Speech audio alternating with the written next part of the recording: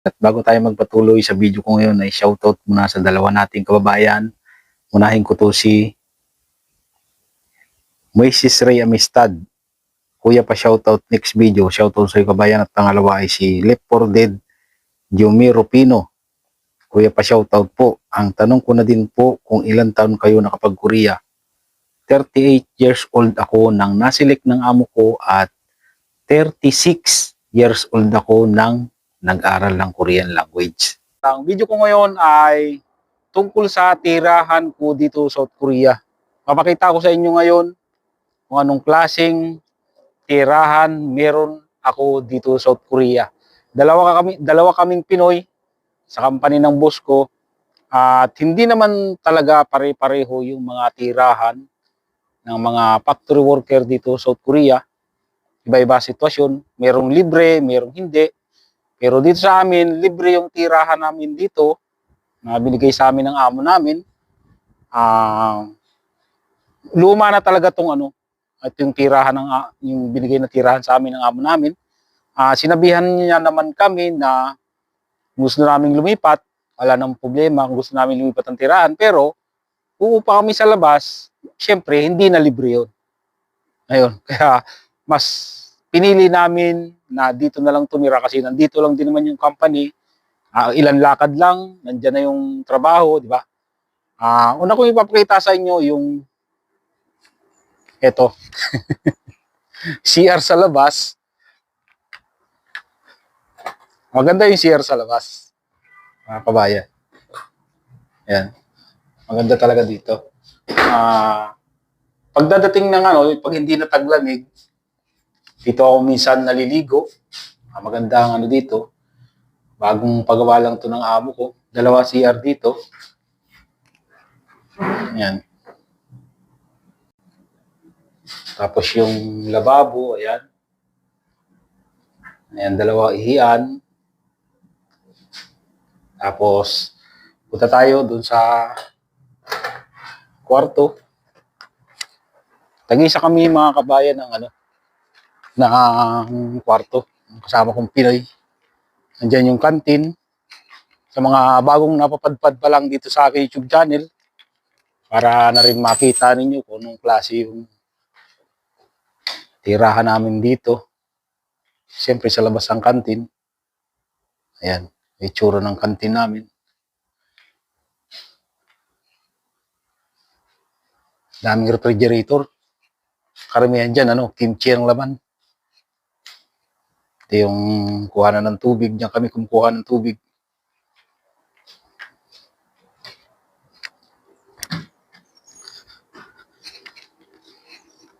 Ayan yung aso naming alaga dito. Takot sa camera. Tapos dito tayo sa aming kusina. Ito yung kusina namin. Maliit lang din to. Tapos dati malaki to. Pinaliitan na lang ni boss kasi dalawa na lang naman kami. Parang in-adjust kasi yung CR nandyan. In-adjust papunta dito para lumaki yung CR sa labas. Kasi dyan sa CR sa labas, minsan pag may yung ibang customer gusto mag-CR, dyan sila pinapa-CR ng amo ko. Ayan. Ito yung kusina namin. Ayan yung refrigerator. Ayan.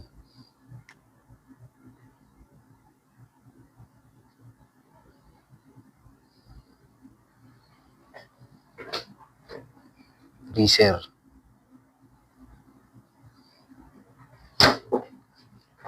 Tapos, punta na tayo sa kwarto. Dilim dito mga kabayan kasi walang ilaw dito sa bandang hallway namin paglabas. Yan. Punta tayo sa hallway namin. Ang binigay na panlatag ng isang Koreano. Hindi ko pa nagagamit. Ayun. Meron kaming aircon sa labas. Ito. Sa hallway namin yung nilagay yung aircon kasi ay hirap daw maglagay pag yung lalagyan pa kami ng tag-isang aircon sa kwarto namin. Kaya sabi na lang ng amo ko, dito na lang sa hallway, para kung summer, bubuksan na lang yung pinto para pasok din yung lamig. Yan yung kwarto ni Bay, kasama kong Pinoy. Tapos, dito naman yung akin.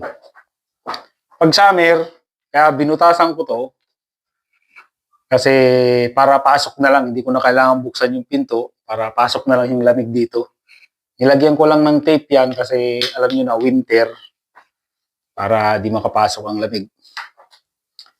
At tatanggalin ko rin yung harang niyan pagdating ng summer, para pumasok ang lamig kapag gagamit na kami ng aircon.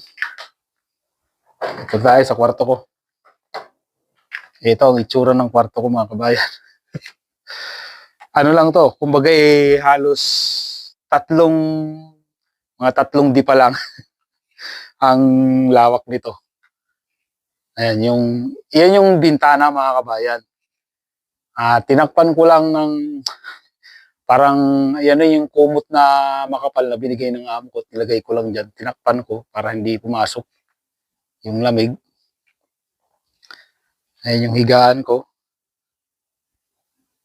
Yan. Tapos yan yung mayroong akong TV monitor. Ayan yung bag. Dun sa ilaw naman, kaya nilagyan ko ng ng panyo. Kasi sobrang liwanag ng ilaw. Nakakasilaw. Ayan yung mga damit ko ay na lang. Hinahanger ko na lang kasi wala na akong, hindi na pwedeng maglagay ng cabinet kasi lalong liliit yung espasyo ko. Kaya yung mga damit ko, halos lahat nakahanger, tapos yung iba, nakalagay sa maleta. Yan, lagay ng sapatos ko doon. Yan. Luma na talaga itong mga kabayan, itong kwarto namin. Yung mga tape na nga yun. Pinaglalagyan ko ng tape para hindi makapasok yung mga insekto.